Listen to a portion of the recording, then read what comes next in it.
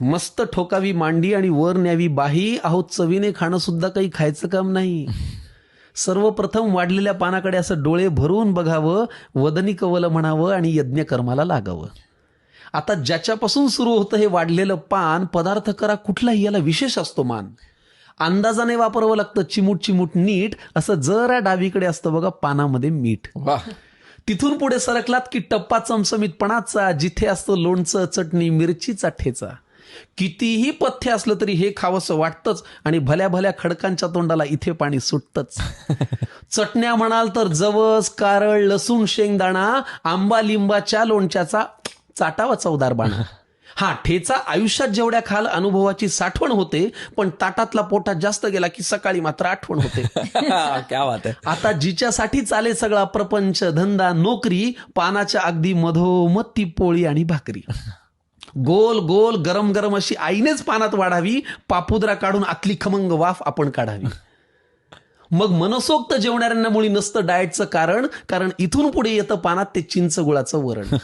मग बाजूला कोण आहे याची चिंता आपण का करावी, अशी वरणात पोळीत कुस करावी आणि फुरकी मारावी. किती छान. याशिवाय हे बिचारं पोट काय दुसरं मागतं. हा पण चांगली भाजी करायला मात्र कौशल्यपणाला लागतं. चिरलेली, निवडलेली, वाफवलेली किंवा भरलेली.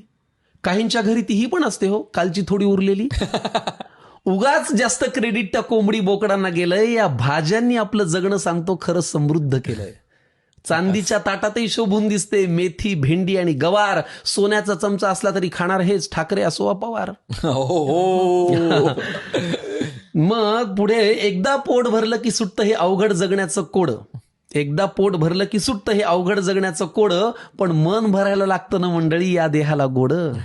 मग एवढं जेवणही राखावा बरं आग्रह करणाऱ्याचा मान, आणि चाटून पुसून स्वच्छ करावं ते वाढलेलं पान. मग ढेकर देऊन पलंगावरती देह टेकवावा थोडा, इतक्यात कुणीतरी आणून द्यावा लवंग खोचलेला विडा. हेच ते वैभव आहे ज्यासाठी सगळे कष्ट करतो, पण समोर आल्यावर मात्र न जेवता फक्त पोट भरतो. त्यामुळे हे रक्त पिणारं यंत्र तुमचं जरा बाजूला ठेवत जा आणि पानावर जेव्हा बसाल ना मंडळी तेव्हा मन लावून जेवत जा. मग 5वर पंखा करून झोपण्याचं सुख असं सांगून थोडंच कळावं. आणि असंच वाढलेलं पान देवा रोज सगळ्यांना मिळावं. असंच वाढलेलं पान देवा रोज सगळ्यांना मिळावं.